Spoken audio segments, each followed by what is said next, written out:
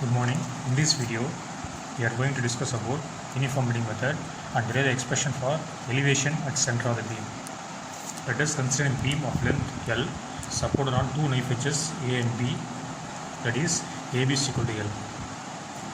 Two knife edges A and B, the beam is supported on knife edges, that is the length is equal to L. That is distance between two knife edges, that is equal to L. Let W be the two equal weights suspended on both ends of the beam. That means added on both ends of the beam, C and D. C and D. That means AC, that is equal to BD is equal to A. AC, that is BD, that is equal to A. So, same distance. This side also, same distance. Due to load applied, the beam bends from F to E. F to E produces an elevation X from the circle. Due to weight applied or load applied, the beam bends from F to E. That is considered. Thus F and E is equal to X. That is the elevation that can be derived.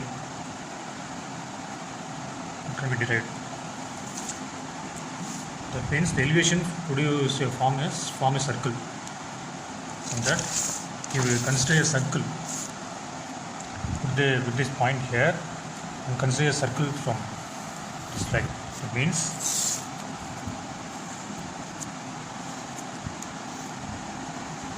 this is a circle. Center point is O. Consider A. The center point is F. This is B. This is F. This point is E. Consider a triangle. From that we calculate the radius R. From the diagram we consider OA is equal to R. This is elevation from the diagram. FE is equal to X. Therefore FE is equal to X. That is equal to FO. Both are same. FE is equal to FO is equal to X. We know that AB, from the diagram AB is equal to L. Then AF, half of that. AF is equal to L by 2. From that diagram we calculate R. Okay. Then come to the diagram. First one, internal bending moment, IBM. Common to all expression, IBM is equal to YIG by R. This is equation 1. External bending moment, EBM.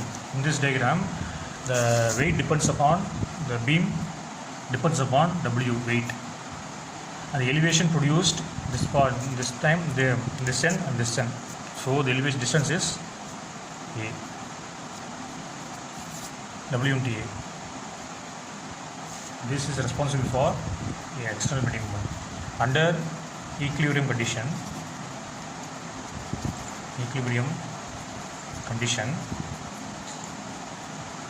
equation 1 is equal to equation 2. That is IBM is equal to EBM. It means YIG by R is equal to W into A. You can calculate R from the circle. So R is equal to WA come this side, R go to this side. Therefore YIG by WA. This is equation 3. R is equal to YIG by W into A.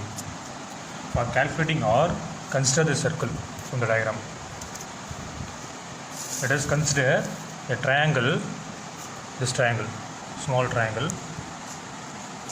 AFO. Using Pythagoras theorem, hypotenuse square is equal to sum of the side square. This triangle, consider this triangle. That means OAF. This is hypotenuse, this is sides. Therefore, according to Pythagoras theorem, hypotenuse square OA square is equal to this side AF square plus FO square or OF square. This is Pythagoras theorem. OA square is equal to AF square plus FO square from the triangle. Just OA square is equal to AF square. We know that FE is equal to FO. Therefore, FO you will substitute FE square. This is equation 4. OA square is equal to AF square plus FE square. AF square is equal to FE square. Next one, simply modulate. AF square is equal to, alternate this equation.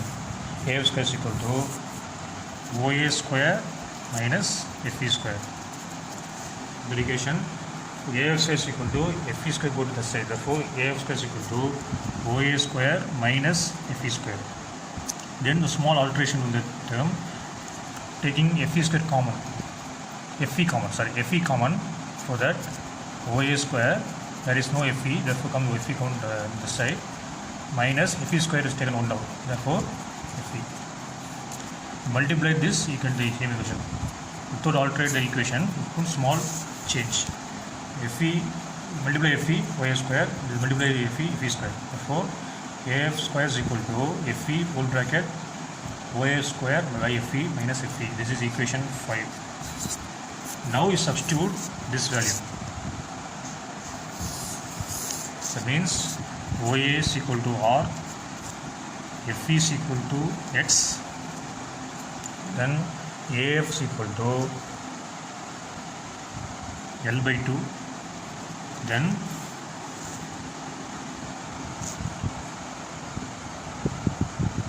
FE. No, another FE is equal to, this is R, whole equation is R, half the part is R by 2. So equation 5 becomes AF square, you put L by 2 the whole square is equal to FE and put X. OA square is equal to R, therefore R square by R to be cancelled, simplify it. Therefore you put this side, this FE term you put R by 2 for cancelling R, minus FE is equal to X. There are 3 FE there, 1, 2, 3. First one and third one put X, second one you put R by 2 because cancelling the square term. Here you put R by 2. Simplify. L square by 4 X, 2 comes on side, R square cancel, therefore 2R minus X. L square by 4 is equal to, multiply 2X R minus X square. Now the X is very small, so we can neglect X term, X square term. X is very small, that means point not something decimal point, so 4 square term is very small, so therefore you neglect X square term from this term. Therefore L square by R is equal to 2X R only, then R is equal to cross multiply, the 2X come downside, therefore L square by 8X. This is equation 6. Calculate R. You substitute L square, R is equal to L square by 8X, substitute in equation 3, we get the value of X. Therefore substitute equation 6 in equation 3 we get. For equation 3 you know that R is equal to YIG by WA. Therefore for R, substitute in equation 3, therefore R is equal to YIG by WA. We can substitute from equation 6, R is equal to L square by 8X. From equation 6, R is equal to L square equation, therefore R is equal to L square 8X, that is equal to YIG WA. We can calculate X, this is elevation at center of the beam. Therefore cross multiply all of them. First one, WA L square is equal to, this cross multiply 8X capital YIG. We calculate X only. X equal to all the terms in the side. is equal to WAL square by 8YIG. This is the equation 8. This is the elevation X at the center of beam by uniform bending method. Uniform bending method. Elevation X. Further we find Young's modulus also. Therefore Young's modulus capital Y is equal to cos multiplied WAL square by 8XIG. This is Young's modulus of the beam by uniform bending method, WAL square by 8XYG. Simply substitute W is equal to mg, mass and acceleration, for IG for rectangular beam BD cube by 12. Substitute there equal to mg AL square by 8x. IG is equal to BD cube by 12. Therefore cross multiply 2 times, 3 times 4. Therefore substitute finally answer 3 mg AL square by 2 BD cube x. This is the expression for Young's modulus of the beam by uniform bending method. The next topic is I-shaped girders. The girders, the lower and upper sections extended, middle section is tampered because we can withstand heavy load over it. It can strong the girders. So the girders with upper and lower section broadened and the middle section is tampered so that it can withstand heavy loads over it is called as I-shaped girders. Look at the diagram. The girders are like that. Look at the letter, the English letter I. Because any weight is suspended over the beam, the upper and lower section is withstand the load because middle section is tampered. So a small depression is take place in this. Then these two ends withstand the heavy load. Okay. So for any girders about the two ends of the opposite walls of the room, the bends under a own weight and the small depression is produced at the middle portion of the beam. This is where the middle portion, the small depressions take place, so that the upper and lower surface of the girder must be stronger than the middle part. So therefore the girders are made up of I-shape. Letter look like a letter I. They are called as I-shaped girders. The formula, you know the cantilever formula, y is equal to 4WL cube by capital Y BD cube. M is weight, W is the weight, L is length, Y is Young's modulus, B is breadth, D is the depression. Therefore, depression can be minimized by either decreasing the load W, length L, or increasing the Young's modulus, breadth and thickness D of the beam. That any beam to withstand, the depression will be minimized. From this formula, the beam is made if either increasing breadth, thickness, Young's modulus, or decreasing the length and weight. Decreasing, the depression can be minimized.